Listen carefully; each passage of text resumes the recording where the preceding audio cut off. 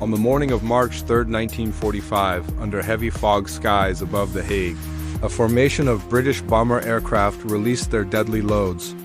Their target, a forest used by Germans to launch 2 rockets. What they didn't know was that a single map coordinate had been transposed, and the bombs fell not on the war installations, but on the peaceful residential quarter of WWII. Within minutes, hundreds of civilians were killed. Entire blocks were consumed by fire. The raid would go down as one of the most tragic friendly fire disasters in the Netherlands during World War II. But the cause? A typo on a map coordinate, a navigation error combined with weather and windall leading to catastrophe?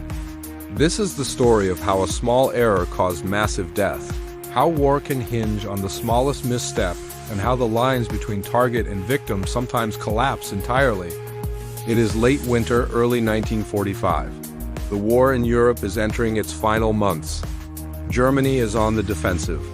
In the Netherlands, the Nazi occupiers have established launch sites for V-1 and V-2 rockets. One such area is the forested park of Hogsbos, just northwest of The Hague. The rockets being launched from Hogsbos are terror weapons aimed at London and southern England.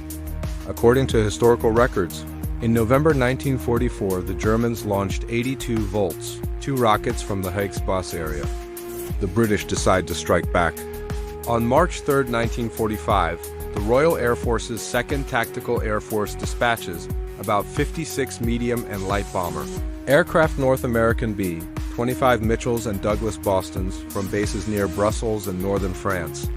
Their mission? Destroy the German-occupied V-2 launch site at Hogsbos. The plan is clear: hit the forest area, deny the Germans their launching facility, reduce rocket attacks on London.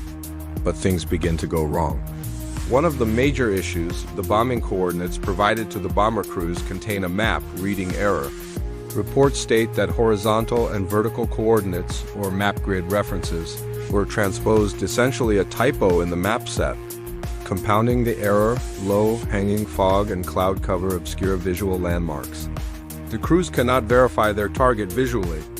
A strong westerly wind forces bomb loads to drift further east than planned. The navigational instruments and wind correction tables fail to account for the unexpected drift. At approximately 9:08 a.m. the bombs fall. Instead of striking the forest of Hogsbos, they strike the neighborhood of WWII dense residential housing, evacuees from other areas, packed apartments and homes. According to sources, at least 532 civilians are killed, 344 wounded, and some 30,000 people are left homeless. The devastation is immense. Nearly 3,300 residences destroyed, thousands more damaged. Fires break out across the quarter. Fighting resources are scarce. Many local firefighters have been conscripted for forced labor. Water mains have been damaged, and the sudden inferno overwhelms local emergency services. Survivor testimonies speak of entire streets collapsing, roofs blown off, day turning to night with the smoke and flames. The Dutch resistance newspaper True reported buildings burning and smoldering furiously, a town choking from smoke, women and children fleeing. When the British command realizes the error, they send apology leaflets over WWII. A formal acknowledgement of the mistake is made. Why was the error possible? Because the target forest was adjacent to the residential district. The grid reference system used by Allied navigation was still subject to human error. Fog prevented visual confirmation, and the strong wind drift compounded the problem. A single numerical swap in the map coordinates was enough to shift the bombing zone by hundreds of meters. The result, a mission intended to strike a military target, instead became one of the deadliest bombings caused by friendly fire in the Netherlands.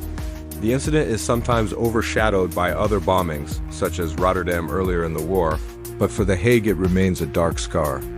In the aftermath of the raid, the residents of WWII are forced from their homes. Some flee to Wassenaar and other suburbs. The reconstruction of the neighborhood doesn't begin until 1962. The event is commemorated each year on the first Sunday after March 3rd. From a strategic viewpoint, the bombing also serves as a cautionary tale about the limits of aerial warfare. Despite Allied air superiority, the complexity of navigation, weather, human error, and civilian proximity meant that even well-planned missions could end in tragedy. The Netherlands. Liberation is only weeks away. Germany will surrender in May 1945, but for the people of Bezuidenhout, the war's end does not erase the trauma of March 3rd. Some historians place the incident in the broader context of strategic bombing collisions. The Allies dropped over 67,000 kilograms of high explosive bombs on the area that morning. Today, the story of Bezuidenhout reminds us that war's victims are often those not intended, that technology and maps aren't infallible, and that the path from target to devastation can be shortened by a single-digit error.